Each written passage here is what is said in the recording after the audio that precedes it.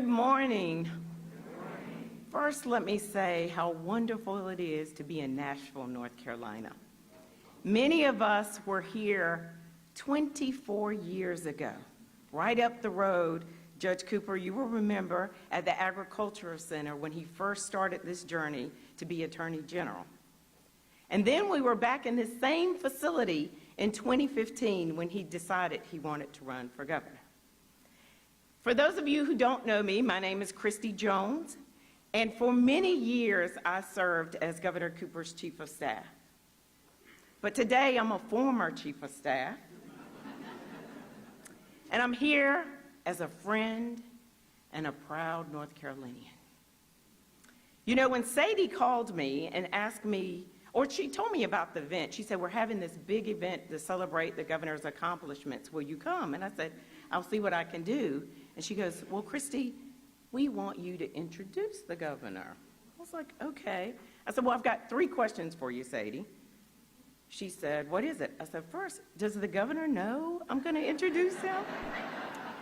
And she says, yeah, why do you ask? The governor and I have a pact that if one of us should die first, the other would speak at the funeral. And I knew he would say, it's not that kind of farewell speech. We're not there yet. I've got stuff to do. And then, of course, I said, well, what time, Sadie? Because I can never say no to Team Cooper. And then she said, well, Kristi, what's the 3rd question? I said, Sadie, the 3rd question is, can I say whatever I want to say? And Sadie said, sure. And then she kind of looked kind of puzzled, like, haven't you always been able to say what you wanted to say? You've worked for him for 25 years. You've introduced him a lot. And let me just say, when we were in the back room, the governor said, they told you you could say whatever you wanted to say? And I said, yes. They said I could say whatever I wanted to say. Because for the past 25 years, every time I went to introduce him, the humble Roy Cooper would say, right before I get on stage, Kristi, it's not about me. It's about North Carolina. It's about our team. Kristi, it's not about me. And when he got tired of telling me, he would send Julia in my office, and Julia would say, Kristi, I know you're going to do a good job, but the boss said it's not about him. You can't talk about him. You've got to talk about North Carolina's accomplishments. And even when I gave the Martin Luther King speech earlier this year, as he was hugging me after he introduced me, in my ear he said, Kristi, you can't talk about me. It's about Martin Luther King. So today, finally, I can say what I want to. And Roy Cooper, I'm here to say that everything that North Carolina has accomplished for the last 35 plus years, it is because of you. It is because of you. It is because of you. Been wanting to say it is about you. I declare it is about you. And it started a long time ago, and Judge Cooper will probably remember this. Even when you were a young student at UNC, you realized that if North Carolina was going to be great, even our smartest, our Moorhead scholars, had to become public servants. And that's what you did. And then you decided to return here to Nashville to join the family practice. And you could have, like many of your other friends, just decided to practice law and make a lot of money. But not you, Roy Cooper. You decided to step up and become a public servant and run for State House. Now, we all know you wanted a job with air conditioning, but there were a lot of buildings with air conditions besides the one on Jones Street. And it was you, Roy Cooper, who at one time had 4 jobs. You were an attorney, you were the managing partner at your law firm, you were a state senator, and the majority leader. And it was you, Roy Cooper, in the midst of all that, could still be what the girls called the best dad ever. And a wonderful husband, I might add, she would say. And then it was you, Roy Cooper, who said, you know what? I've learned a lot of lessons, and I've applied and done great things in Eastern North Carolina. I want to take this and apply it all over North Carolina. And you decided to run for Attorney General. It was you, Roy Cooper, who became Attorney General. And you decided that you wanted to fight for consumers, so much so that you were willing to take on the big banking industry.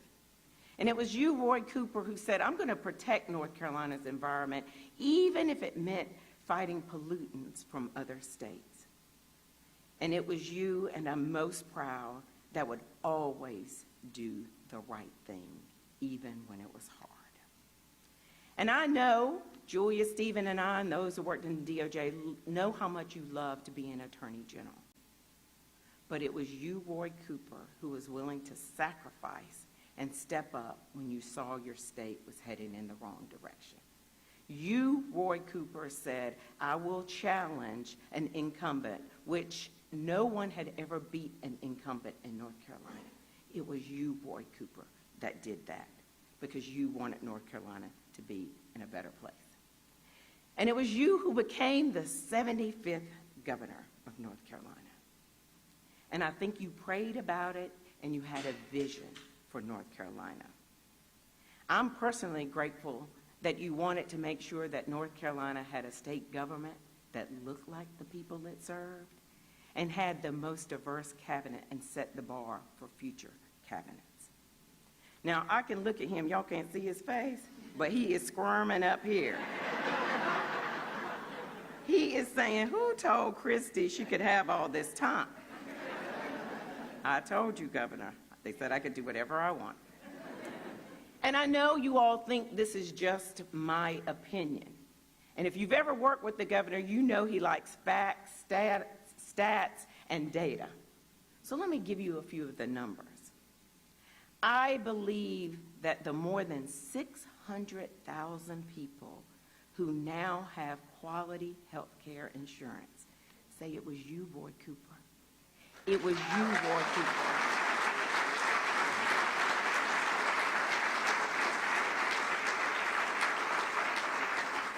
It was you because when everybody else wanted to give up on expanding Medicaid, you never gave up. And I'm sure the 2 million people who now have $4 billion less of medical debt say, thank God for Roy Cooper. It was you, Roy Cooper, because you had a vision where people in North Carolina would be healthier. You know, throughout my career, we've all heard teachers, parents, students, thank you for your tireless efforts to highlight, sustain, grow, and magnify public education. Because you, Roy Cooper, wanted a North Carolina where people were more educated. 640,000 new jobs were created during your leadership. North Carolina was named 2 times the best state in the country to do business because you wanted a North Carolina where people would have more money in their pockets. You, Roy Cooper, led North Carolina through a global pandemic with compassion, empathy, and the strategy to save lives and our economy because of you.